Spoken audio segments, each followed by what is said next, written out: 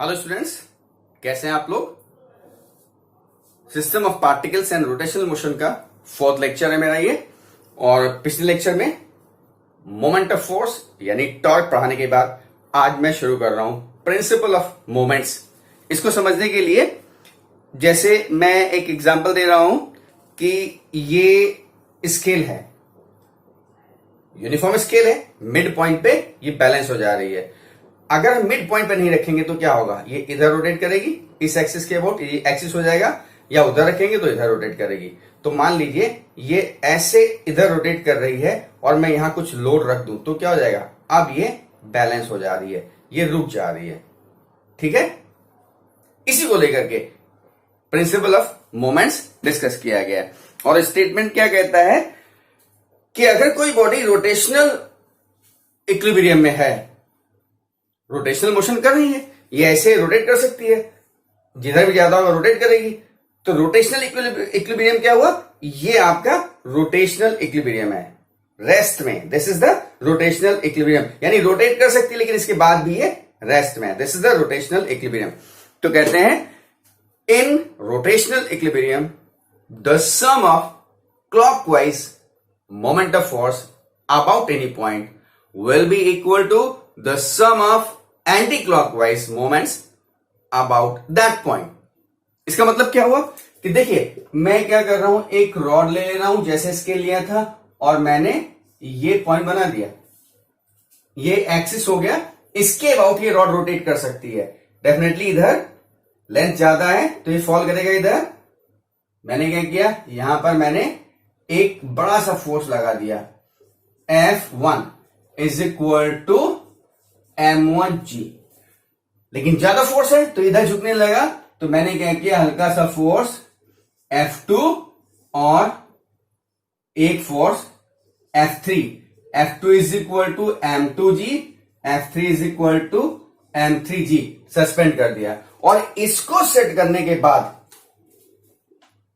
हमने देखा कि ये इक्विलिब्रियम में हो गया, रोटेशनल इक्विलिब्रियम में हो गया, ना तो इधर फॉल कर रहा है ना उधर फॉल कर रहा है।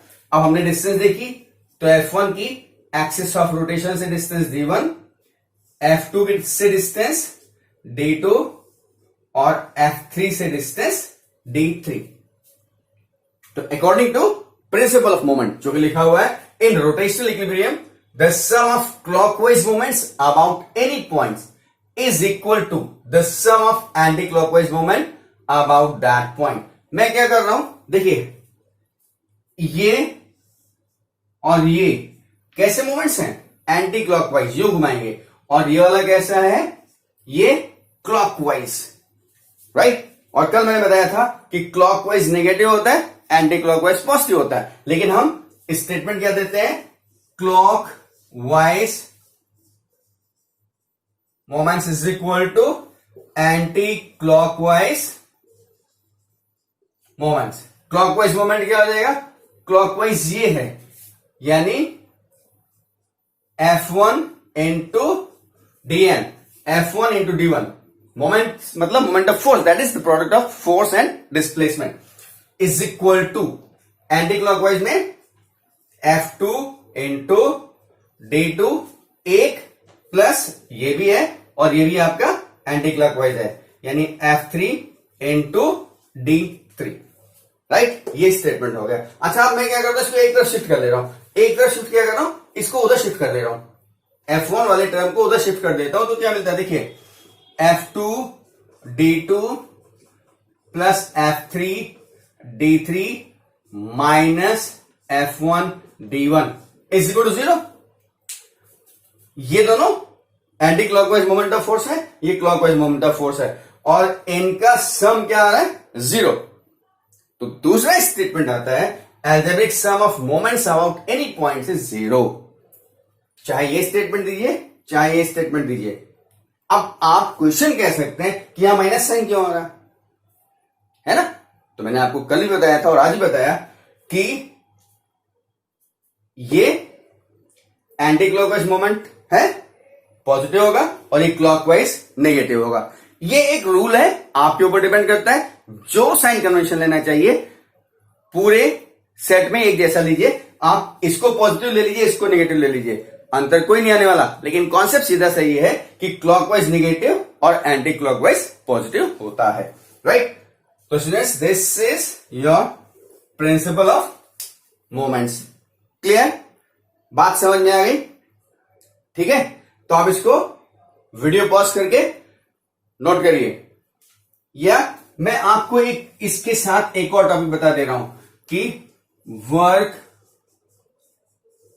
Done in rotational motion. इसमें मैं केवल आपको फॉर्मूला बताने जा रहा हूं। क्या आपको मालूम है? यहां पे देखिए साइड में W is equal to F into T, यानी फोर्स इंटू डिस्प्लेसमेंट। ये लीनियर मोशन की बात करते हैं, ठीक है, ट्रांसलेटरी मोशन में। लेकिन रोटेशनल मोशन में क्या होता है? फोर्स की जगह हमारा मोमेंट ऑफ फोर्स हो जाता है और लीनियर डिस्प्लेसमेंट की जगह एंगुलर डिस्प्लेसमेंट। तो सीधे से कहते हैं W is equal to tau into theta. Tau moment of force यानी टॉर्क, और थीटा एंगुलर डिस्प्लेसमेंट। और कहीं पे अगर स्मॉल डिस्प्लेसमेंट निकालना है तो आप क्या कर सकते हैं? Small work d W is equal to tau into d theta, right. ठीक है, d W this is work. Clear?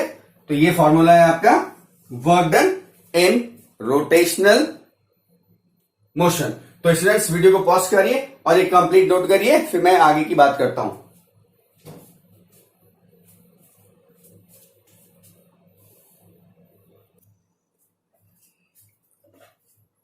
Note कर लिया स्टूडेंट्स? अब मैं आ रहा हूं नए टॉपिक पे, that is equilibrium of rigid body. Rigid body क्या है आपको मालूम है? रिजिड बॉडी वो है जिसपे हम कोई फोर्स लगाएं तो उस बॉडी के मॉलिक्यूल्स या पार्टिकल्स के बीच में एक दूसरे के रिस्पेक्ट में कोई डिस्प्लेसमेंट ना हो, राइट? ठीक है, बिल्कुल प्रेस ना हो, that is the rigid body. अब इसका इक्विलिब्रियम क्या होगा? तो रिजिड बॉडी के मोशन दो तरीके के मैंने बताए थे, एक ट्रांसलेशनल मोशन और दूसरा रोटेशनल मोशन। अब जैसे ये है, बॉडी है, मान लीजिए रिजिड बॉडी है और इस पे फोर्स लग रहे हैं, नंबर ऑफ फोर्सेस लग रहे हैं, एक्सटर्नल फोर्स, तो इसका ट्रांसलेशनल इक्विलिब्रियम क्या होगा कि नेट यानी resultant of all the external forces will be zero. या तो बॉडी रेस्ट में है तो रेस्ट में आई है, ठीक है, तो हमारा ट्रांसलेशनल मोशन होगा नहीं, लेकिन क्योंकि मोशन हो रहा है, ट्रांसलेशनल मोशन हो रहा है, तभी तो ट्रांसलेशनल इक्विलिब्रियम की बात कर रहे हैं। और ऐसी कंडीशन में resultant of all external forces will be zero. देखिए लिखा हुआ है, resultant of all the external forces acting on the body must be zero. इसको हम क्या लिख सकते हैं? That is sigma F external is equal to zero. Yes, इसका मतलब क्या हुआ? देखिए, इसका मतलब हुआ, आपने पढ़ रखा है F external is equal to M और A centre of mass. Yes, F is equal to M A. अब जब ये जीरो है, implies that if F external is equal to zero, therefore M A centre of mass is equal to zero. Mass आपका zero होगा नहीं, तो इसका मतलब एक्सेलरेशन जीरो होगा। It means but m is not zero and therefore a center of mass is equal to zero।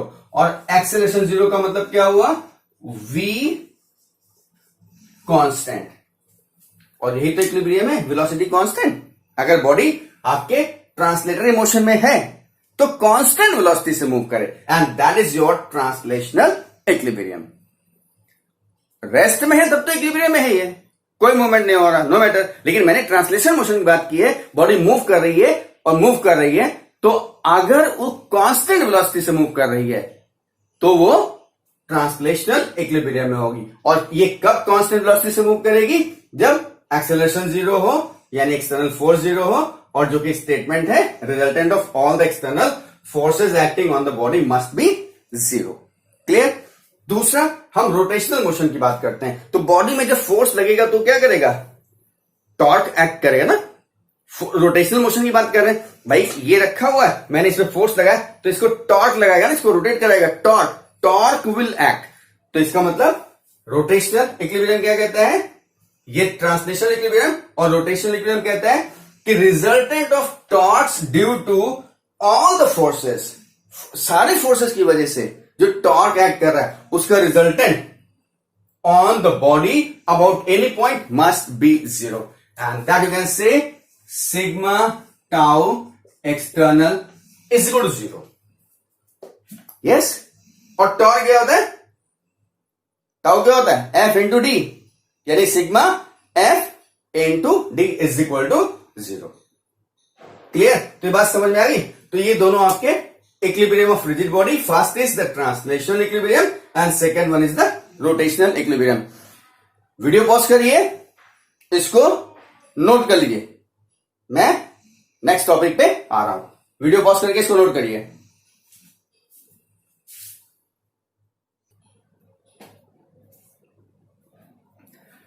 Students, the next topic is moment of inertia. और moment of inertia बताऊं इससे पहले आपको मालूम होगा इनर्शिया क्या होता है। Inertia, tendency to oppose any change in the state of rest और मोशन। लीनियर मोशन की बात कर रहा हूं। रेस्ट या मोशन की स्टेट में कोई भी चेंज को अपोज करने की टेंडेंसी इनर्शिया कहलाती है। तो मोमेंट ऑफ इनर्शिया क्या हो गया? मोमेंट ऑफ इनर्शिया, क्योंकि रोटेशनल मोशन की बात कर रहे हैं तो सीधे सीधे tendency to oppose any change in state of rotational motion is moment of inertia. क्या है? Tendency oppose any change in rotational motion of body. Tendency to oppose any change in rotational motion of the body is moment of inertia. Right?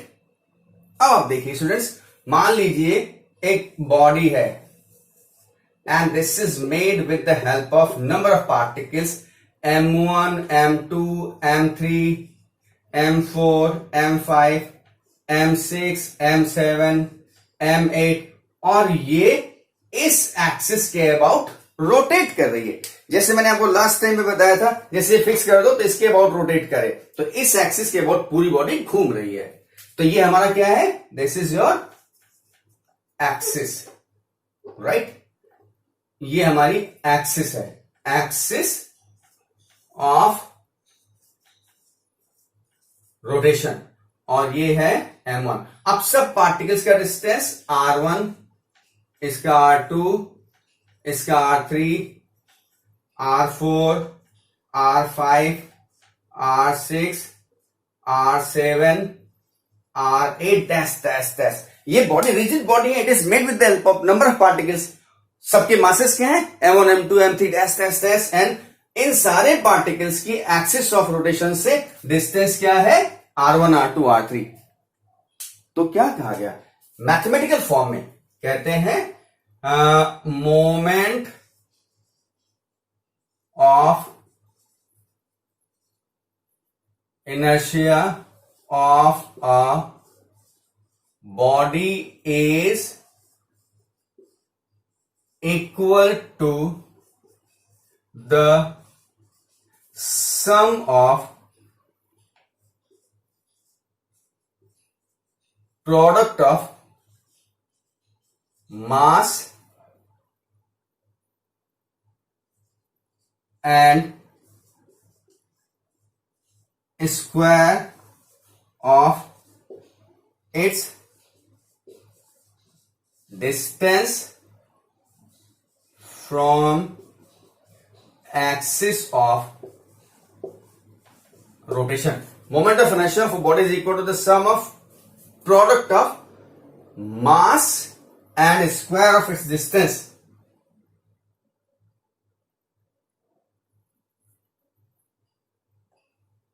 of all the particles. Right?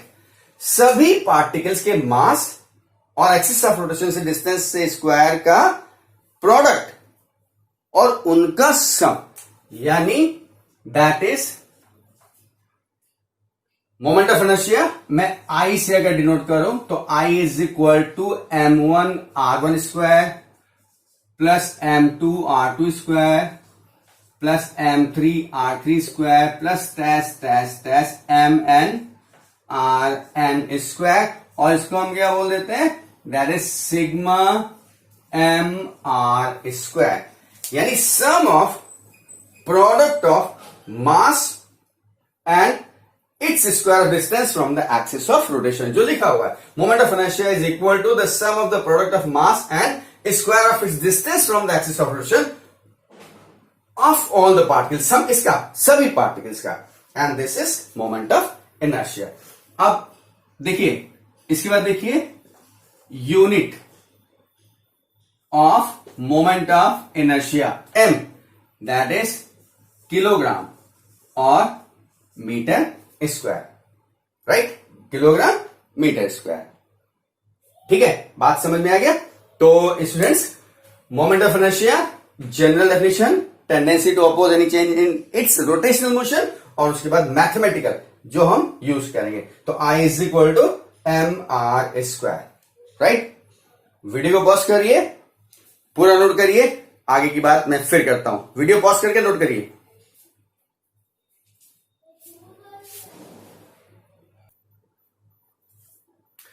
Students, now next topic, और वो क्या है, relation between moment of inertia and torque, I and tau. इसका relation निकालना हो. सबसे पहले देखिए, मान लीजिए एक बॉडी है और वो इस एक्सिस के अबाउट रोटेट कर रही है. रोटेट कैसे करेगी? इस पे लग रहा होगा फोर्स, एक्सटर्नल फोर्स. तो फोर्स के इफेक्ट से ये रोटेट कर रही होगी. तो जब रोटेट करेगी तो सारे अलग अलग पार्टिकल्स में फोर्स लग रहा होगा, यानी टॉर्क बन रहा होगा. ठीक है ना? देखिए, let object rotating about an axis is made of number of particles m1, m2, m3 and their distances from the axis of rotation r1, r2, r3 dash dash dash respectively. In this condition, torque acting on one particle is equal to F into D. और F क्या हो जाएगा? M1 A1 और D1. F is equal to M1 A1. भाई net force तो F ही लग रहा, लेकिन सब पार्टिकल पे अलग अलग होगा. F is equal to MA, अलग अलग पार्टिकल तो M1 A1 M2 A2. Right? M1 A1 और D क्या है? एक्सिस से डिस्टेंस R1. तो M1 और A is equal to R1 alpha into R1. कैसे? A is equal to R alpha. तो ये हो गया M1 R1 स्क्वायर अल्फा. ठीक? And therefore for other particles क्या हो जाएगा? M2 R2 square alpha, M3 R3 square alpha, dash dash dash. Right? And therefore net torque on the body, and therefore net on body tau is equal to m1 r1 square, सबका sum हो जाएगा, plus m2 r2 square alpha plus m3 r3 square alpha plus dash dash dash. हमने क्या किया? Alpha common किया. m1 r1 square plus m2 r2 square m3 r3 square dash dash dash alpha, और ये क्या हो जाएगा? Sigma M R square into alpha. और स्टूडेंट्स, आपको मालूम है सिग्मा एम आर क्या होता है? आई. तो आई इंटू अल्फा, यानी tau is equal to I alpha, and this is the relation between moment of inertia and torque. I moment of inertia, tau is the torque and alpha is the angular acceleration. Students, video को pause करिए, video को pause करिए, इसको note करिए. आज का lecture मेरा यहीं complete. Thank you, God bless you. मैं साइड में आ जाऊं, वीडियो पॉज करके नोट कर लीजिएगा. Thank you, God bless you. Note कर लिया? राइट? Okay, bye.